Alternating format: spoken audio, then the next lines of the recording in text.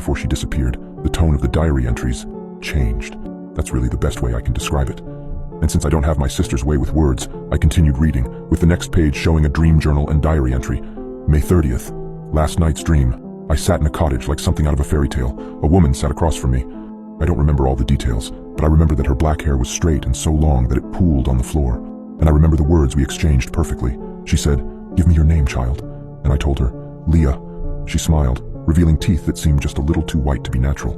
"Leah," she said, like she was tasting it. "That will do nicely." For some reason, I woke up shivering. I've never had a nightmare that weird before. Didn't really do too much today, but we visited Grandpa in the evening. His mind is barely there since he's getting old. When Mom walked into his room, he smiled and called her Mary, which isn't her name. He has dementia, so he finds it hard. Now he's called Mom every name under the sun at this point. Barbara, Denise, Sandra, whatever. She always takes it in stride. Sure, you can tell it hurts a little, but she knows he doesn't mean it. She always just laughs it off and reminds him, "No, Dad, it's Gina, remember?" But she didn't do that this time. She stumbled back like he'd slapped her, and tears welled up in her eyes. She had to rush from the room before she started sobbing. I tried to go after her, but Dad put a hand on my shoulder, told me that he'd take care of it, and that I shouldn't mention it to her when I got back. It really left some kind of bad taste in my mouth. I don't know. Something was wrong.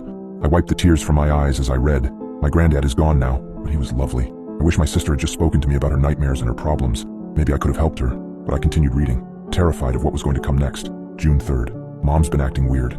Ever since that thing with Grandpa happened, she's been weird, nervous, on the verge of tears. It feels like she's avoiding people, avoiding me at least. She walks out of the room whenever I walk into it.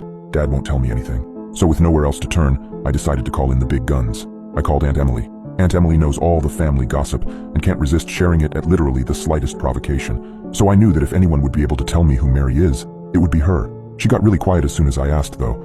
She asked, "Where did you hear that name?" After I explained what happened, she sighed. "Your poor mother," she said. "Mary was her older sister. She went missing. Lord, it must have been decades ago by now.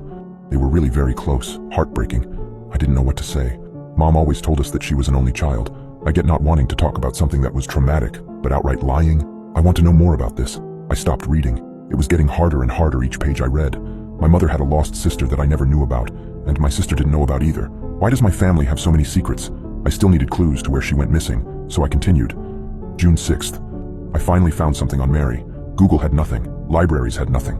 But eventually, I remembered those commercials for that Ancestry website that's supposed to help you find news and records of old relatives and stuff, and I tried that. That actually turned something up. A small obituary for Mary Bennett. The obituary explained that while no evidence of Mary's death was ever found, after so many years with no leads or contact, the family has decided to declare her dead. The obituary was their attempt to move on. My heart sank.